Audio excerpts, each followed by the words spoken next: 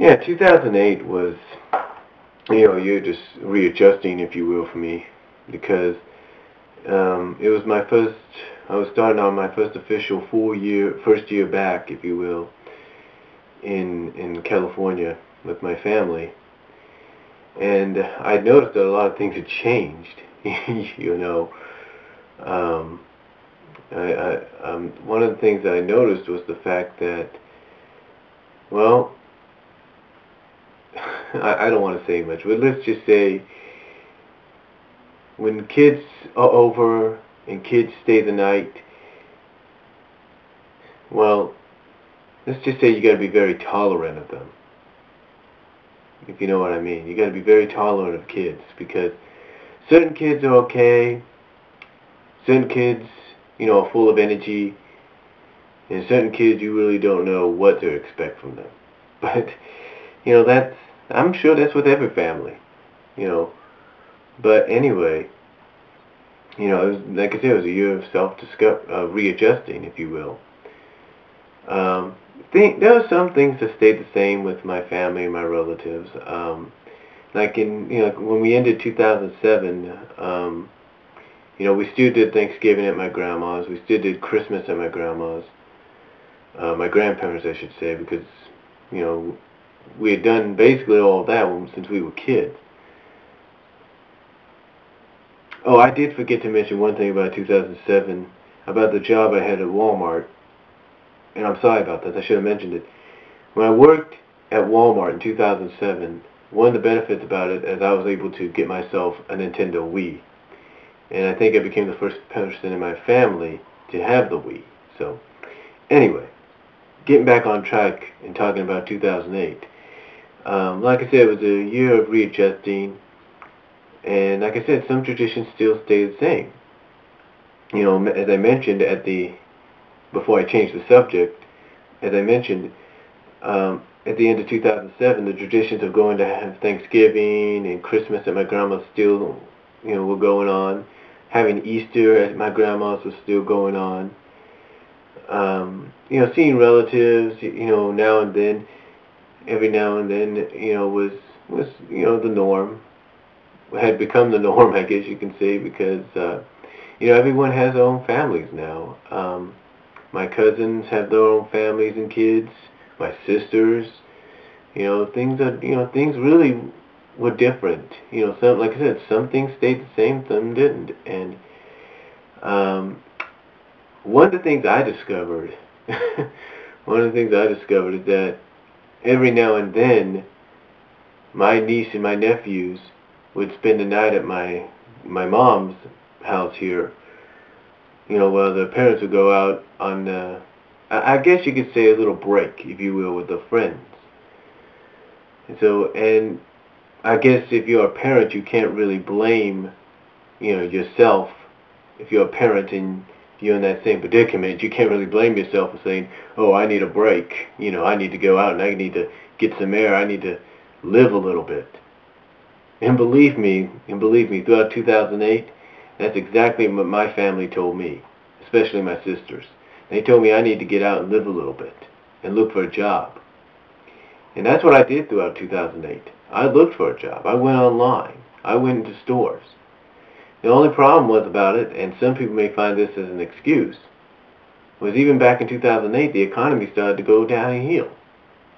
And in small towns like this, it's sometimes hard to find a job. You got to go to places like Modesto or Turlock or Tracy to find them. And I did that too. But unfortunately couldn't get anything. I don't know why. But anyway, that's one of the things I had to get readjusted to, or I had to adjust myself to. The fact that my sisters, and like I said, any parent can probably relate with this, any mother or father can relate with this, that they needed a break. They just basically need to get out and live a little bit and have a break away from the kids.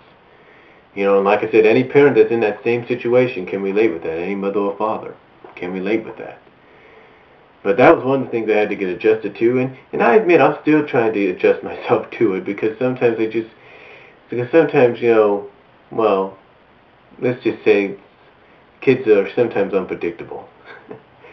Anyway, you know, like I said, it was definitely a year of adjusting. As far as it came to me being on YouTube, well, let's just say it looked okay at first, but when June 2008 came around, June 3rd, I believe, that's when it all went downhill. I don't know exactly what happened or how it occurred or who did it. I'm not going to blame anybody. I'm not going to say anything. But on that morning, that morning I was on my YouTube account and everything looked fine. I went and took a nap during the day, woke up, my account had been suspended. And I didn't know why. I didn't know if it was because I used a certain song that I wasn't supposed to, like "Say the Word" by Kim, uh, which is performed by Christine Romano and performed in Kim Possible. I don't know if it's because I used that in a different video.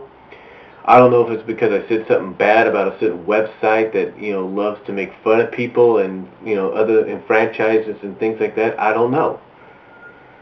All I know is that my account was gone. And fortunately, though, I had another account. Fortunately, being out here, though, the positive about that is as I had learned, positive about that, though, was I had learned from the previous time to always make sure you have another email account so you can sign back in, or you can sign in with another name. And that's what I did. I had another email account, which I established out here, signed in, and I've so far been on there with them. And I pray and hope nothing happens. But if something does, another thing that I've learned that I should have done in the past was I made myself a backup account.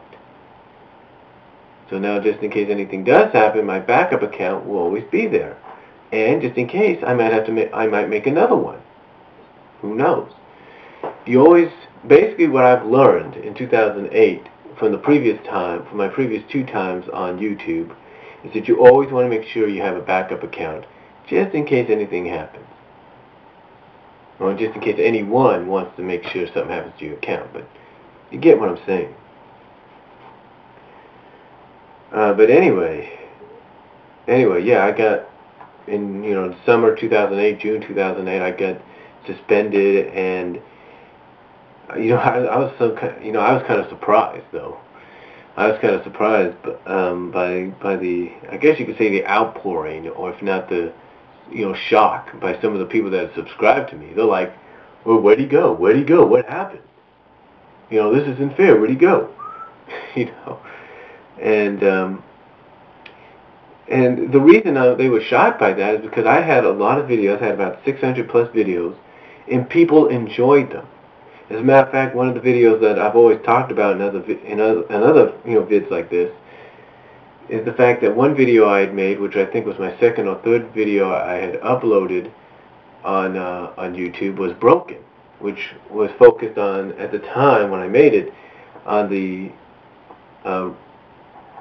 relationship of Sonic the Hedgehog and Princess Sally Acorn, the characters in the comic book and the games of the Sonic the Hedgehog franchise.